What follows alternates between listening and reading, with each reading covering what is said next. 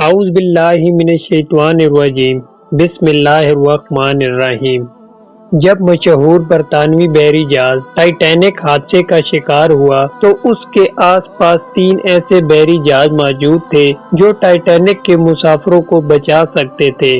جب ٹائٹینک حادثے کا شکار ہوا تو سب سے قریب جو جہاز موجود تھا اس کا نام سیمسن تھا اور وہ حادثے کے وقت ٹائٹینک سے صرف 7 میل کی دوری پہ تھا۔ سیمسن کے عملے نے نہ صرف ٹائٹینک کے عملے کی طرف سے فائر کیے گئے سفید شعلے جو کہ انتہائی خطرے کی صورت میں فضا میں فائر کیے جاتے ہیں ان کو دیکھا بلکہ مسافروں کی آہو پکار کو بھی سنا تھا، لیکن کیونکہ سیمسن کے عملے کے لوگ غیر قانونی طور پر انتہائی قیمتی سمندری حیات کا شکار کر رہے تھے اور نہیں چاہتے تھے کہ وہ پکڑے جائیں، لہٰذا ٹائٹینک کی صورتحال کا اندازہ ہوتے ہی بجائے مدد کرنے کے وہ جہاز کو ٹائٹینک کی مخالف سمت میں بہت دور لے گئے۔ دوسرا بحری جہاز جو قریب ترین موجود تھا اس کا نام کیلیفورنین تھا جو حادثے کے وقت ٹائٹینک سے 14 میل دور تھا۔ اس جہاز کے کیپٹن نے بھی ٹائٹینک کی طرف سے مدد کی پکار کو سنا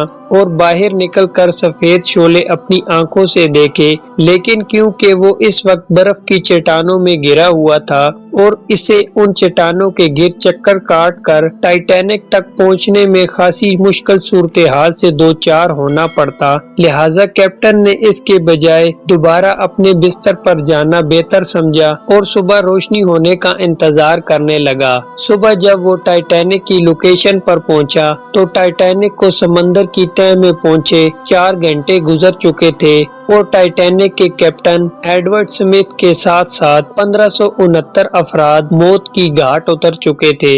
تیسرا بحری جہاز کیروپیتھیا تھا جو ٹائٹینک سے 68 میل دور تھا۔ اس جہاز کے کیپٹن نے ریڈیو پہ ٹائٹینک کے مسافروں کی چیخ و پکار سنی۔ صورتحال کا اندازہ ہوتے ہی باوجود اس کے کہ ٹائٹینک کی مخالف سمت میں جنوب کی طرف جا رہا تھا، اس نے اپنے بحری جہاز کا رخ موڑا اور برف کی چٹانوں اور خطرناک موسم کی پرواہ کیے بغیر مدد کے لیے روانہ ہو گیا۔ اگرچہ یہ دور ہونے کے باعث ٹائٹینک کے ڈوبنے کے 2 گھنٹے بعد لوکیشن پر پہنچ سکا، لیکن یہ وہی جہاز تھا جس نے لائف بوٹس پر امداد کے منتظر ٹائٹینک کے باقی ماندہ 710 مسافروں کو زندہ بچایا تھا اور انہیں بحفاظت نیو یارک پہنچا دیا تھا۔ اس جہاز کے کیپٹن آرتھر روسٹن کو برطانوی نیوی کی تاریخ کے چند بہادر ترین کیپٹنز میں شمار کیا جاتا ہے اور ان کے اس عمل پہ انہیں کئی سماجی اور حکومتی ایوارڈ سے بھی نوازا گیا۔